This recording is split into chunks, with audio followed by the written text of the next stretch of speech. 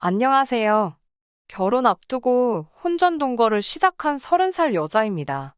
결혼을 약속한 예비 신랑과는 2년을 연애했어요. 혼전동거를 결정하기까지는 저도 많이 고민했습니다. 제가 고리타분한 걸 수도 있지만 사실상 혼전동거는 결혼이나 마찬가지라고 생각했거든요.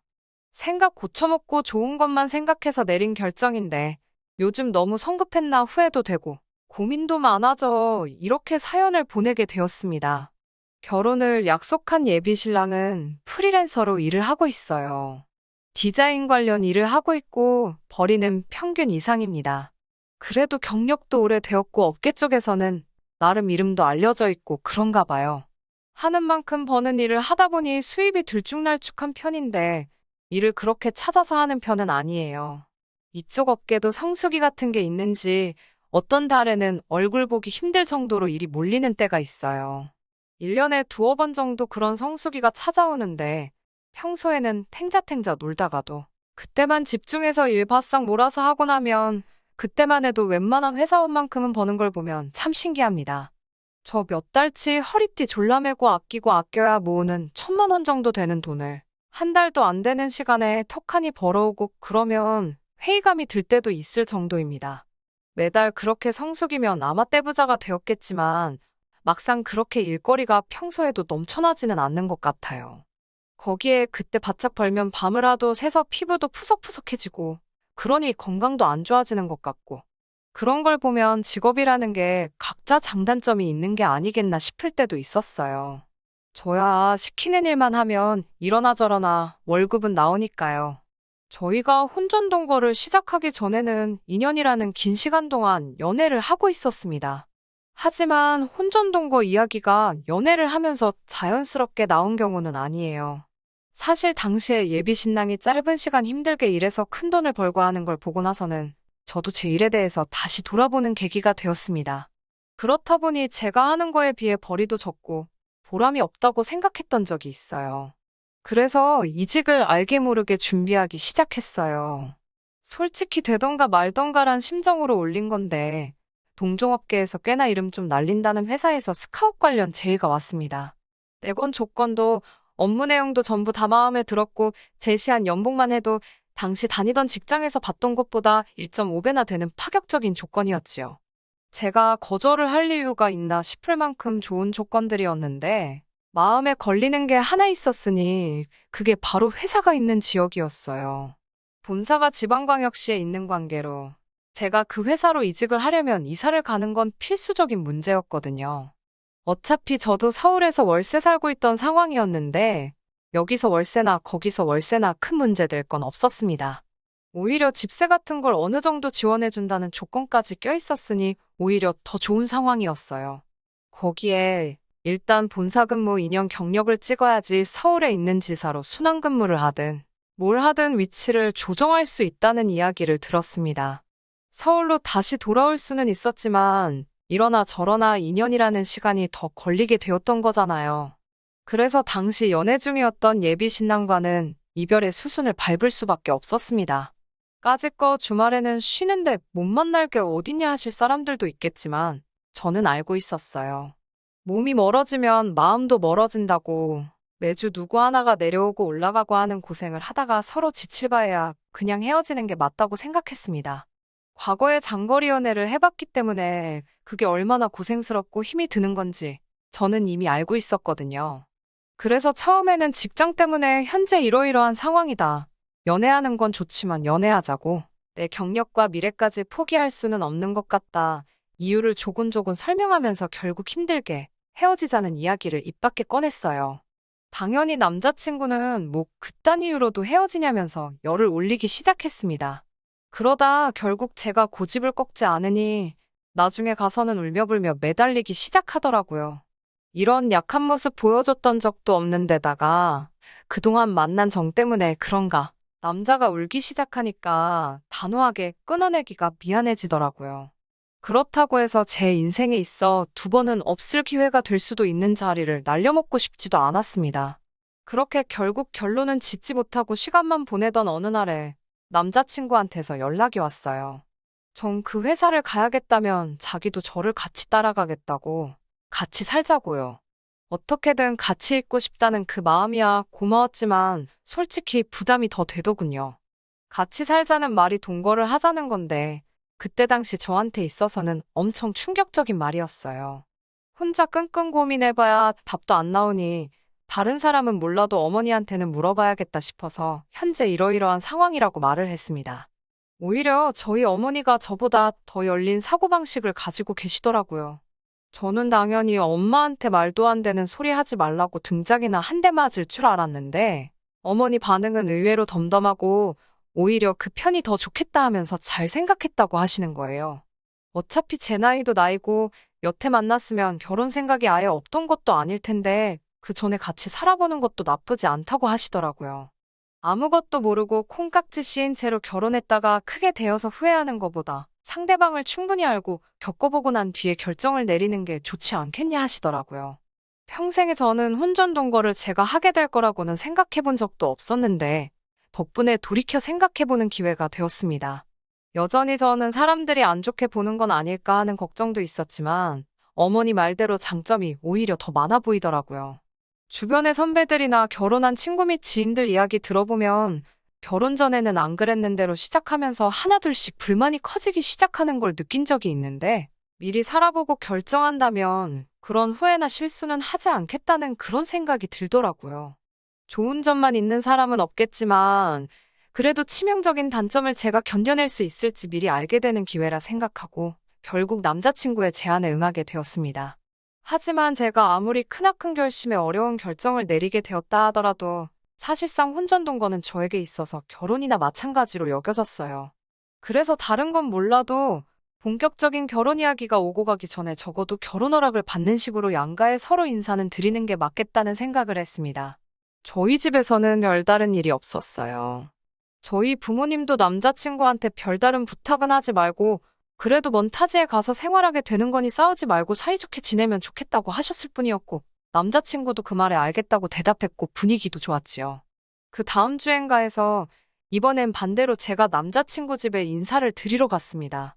이 정도 한대를 해주실 줄은 몰랐는데 밥상 위에 온갖 가지 육해공을 어우르는 메인 요리에 밑반찬이며 국이며 탕에 찌개까지 차려져 있었으니까요. 임금님 수라상도 이것보다 종류가 많이 나오지는 않겠다는 생각이 들 정도였네요. 몸둘바를 모르겠는 와중에 호화로운 상차림에 대한 이유를 얼마 지나지 않아서 알게 되었어요. 남자친구 어머님이 저한테 음식들 하나하나를 다 어떻게 하셨는지, 재료가 뭐고 조미료가 뭐가 들어갔는지 그런 걸 하나부터 열까지 다 알려주시더라고요. 무슨 말인고 하니 우리 아들이 입맛이 까다로운 편이니 멀리 가더라도 밥 좀 잘 챙겨달라는 그런 뜻이었어요.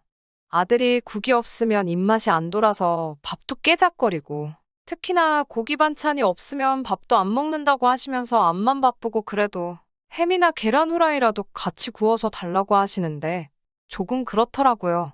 직장은 제가 구해서 가는 거고 남자친구는 그냥 하던 대로 집에서 일하는 건데 나가서 일하는 제가 왜 식사당번이 돼야 하며 그걸로 모자라 특정 섬유유연제는 냄새를 싫어하니까 빨래 세제 살 때도 조심해서 사라는 이야기까지 들어야 하는지 싶더라고요. 남자친구도 자기 어머니가 저한테 어떤 걸 요구하셨는지 너무나 잘 알고 있는 눈치였어요. 집까지 바래다 주는 길에 남자친구가 계속해서 자기가 떨어져 살았던 적이 없어서 너무 걱정돼서 저러시는 거라고 크게 신경 쓰지 말라고 먼저 말을 하더라고요. 자기도 한참 바쁠 때 아니면 별로 하는 것도 없다는 걸 알아서인지 내 밥은 내가 알아서 먹고 집안일도 알아서 하겠다며 말을 하는 겁니다. 남자친구 어머니는 이해가 되지 않았지만 알아서 해명도 해주고 그렇게 하게 두진 않겠다 하기에 그때까지는 크게 걱정 안 했어요.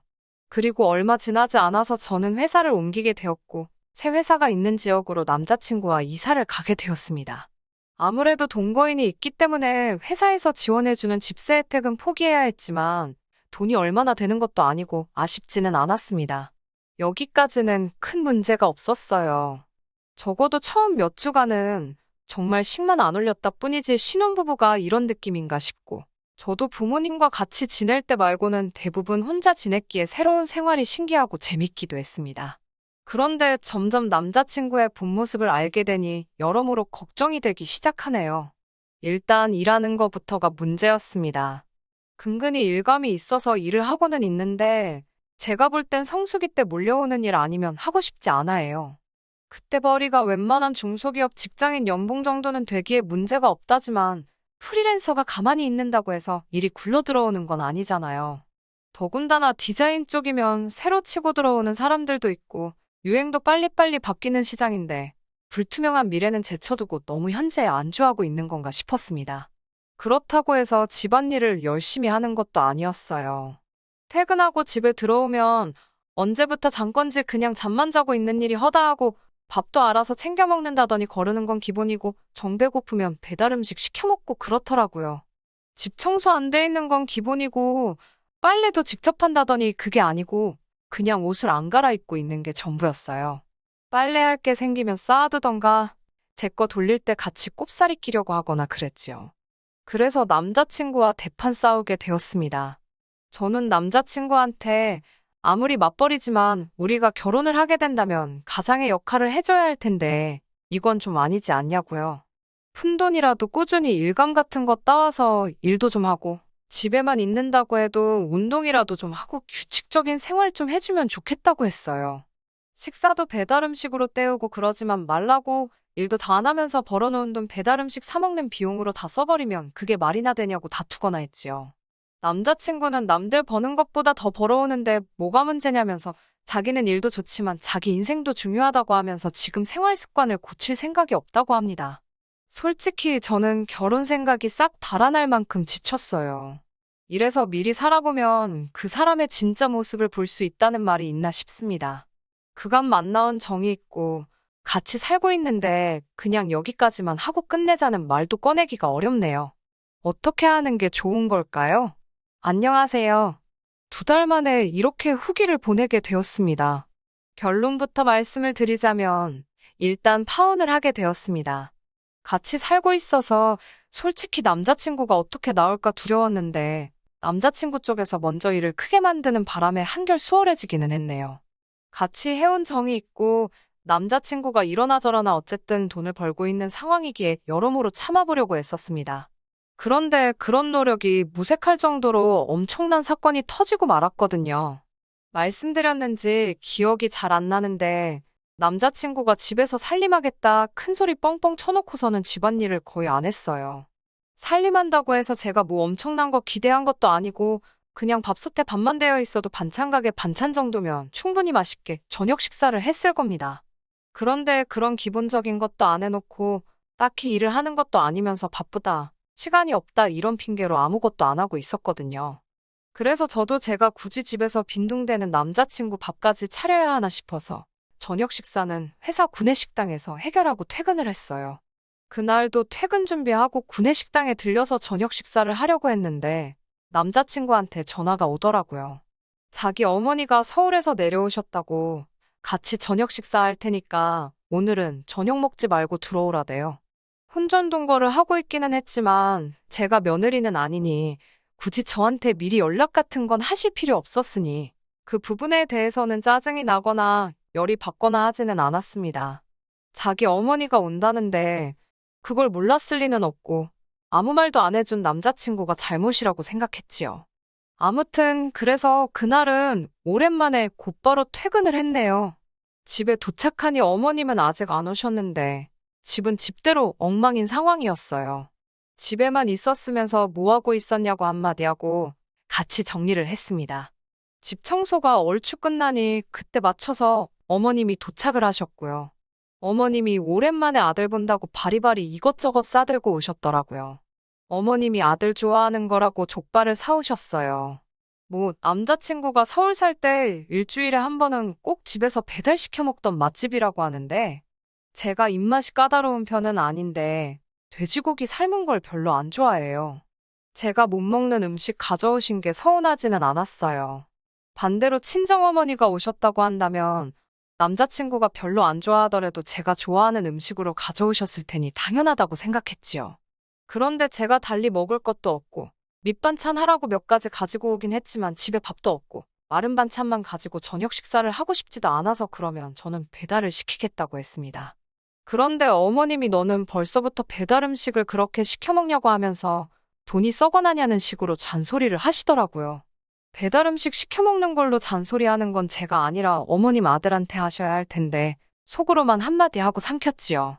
간단하게 중화요리집에서 짬뽕이나 시키려고 했는데 최소 주문 금액이 모자라서 남자친구랑 어머님한테도 혹시 추가로 뭐 생각나는 거 있느냐고 물어봤지요.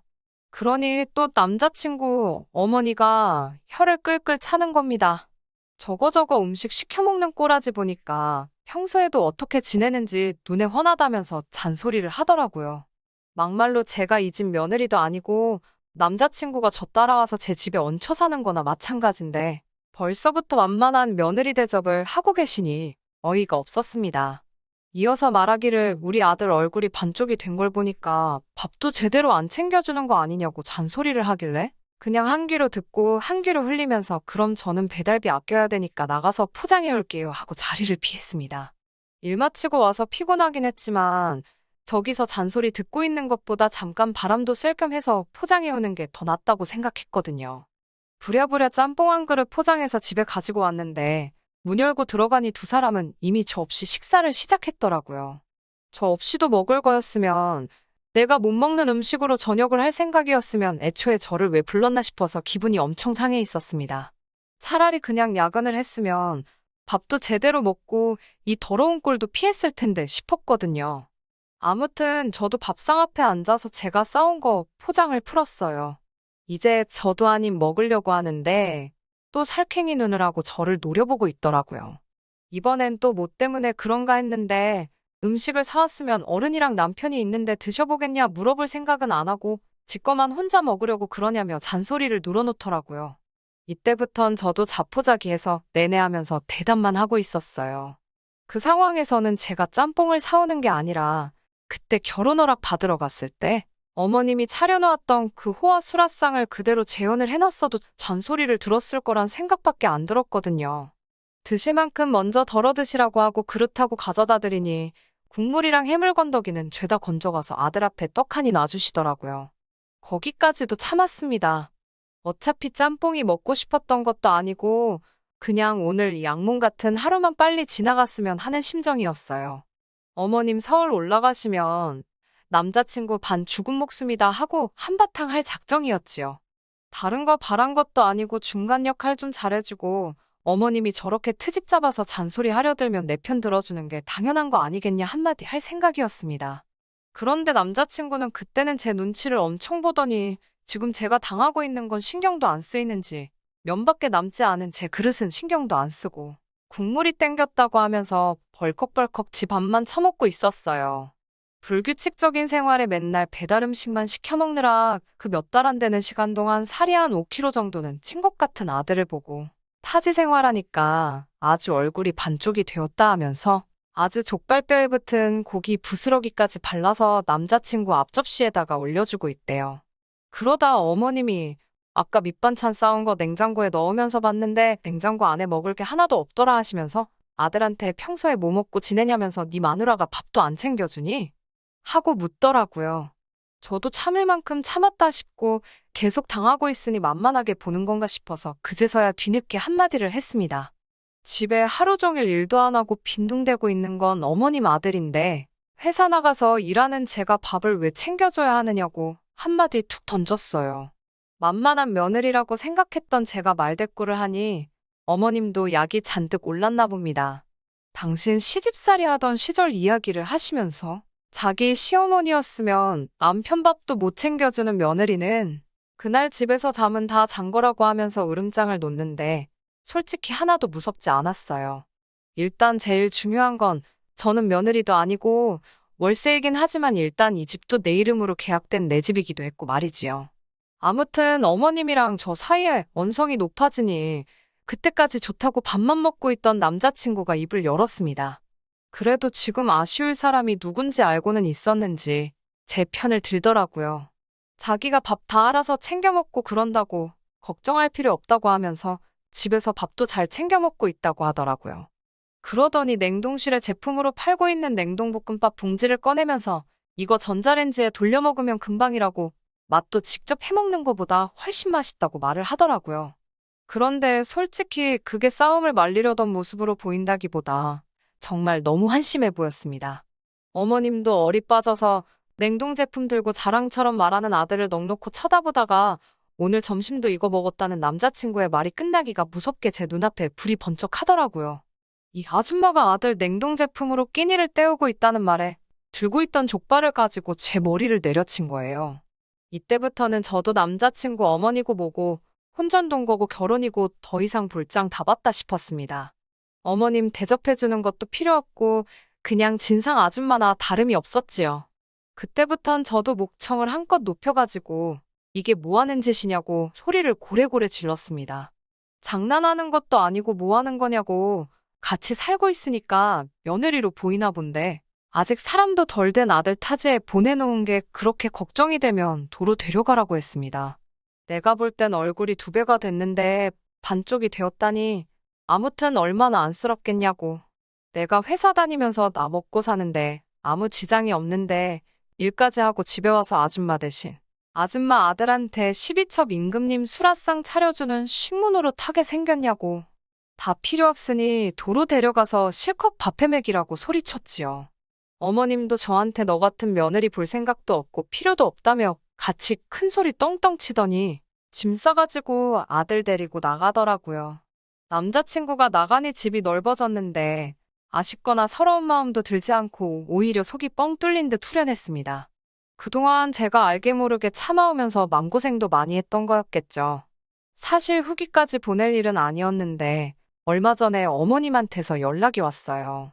잘 지내냐고 추격거리며 묻더니 시간이 지나니 자기도 잘못한 게 조금은 있는 것 같다며 서로 속 시원하게 풀지 않겠냐고요. 듣자 하니 아들님이 제가 보고 싶어서 집에서 식음을 전폐하고 쉬위 중이라고 하는데 솔직히 그렇게 처량하게 있을 거라는 생각은 들지 않대요. 돈이야 벌어오지만 출퇴근도 따로 안 하면서 삼시세끼 집에서 밥만 축내는 아들 몇 달이나마 떼놓고 살다 보니 그게 편했던 거겠죠. 저는 이 아줌마가 서로 풀자고 하는 말이 앞으로 잘 지내보자가 아니라 그냥 긴 말 안 할 테니 우리 아들 좀 다시 데려가 달라는 소리로밖에 들리지 않았어요. 그 귀한 아들 이 집에 다시 보내면 밥도 제대로 못 얻어먹고 다닐 텐데 그냥 어머님이 데리고 살라고 했어요. 말 맞다나 저희가 양가상견례를 진행한 것도 아니고 결혼식장 들어가기 전날에도 엎어지는 게 결혼인데 결혼 전에 몇 달 같이 살았다고 평생 코 깨어 살 필요 있겠냐고요. 그제서야 남자친구 어머니가 저한테 무조건 잘못했다며 둘이 얼마나 잘 지냈는데 겨우 그런 걸 가지고 헤어지냐며 제 마음을 돌리려고 하는데 돌아올 마음이었으면 진작에 돌아왔겠지요.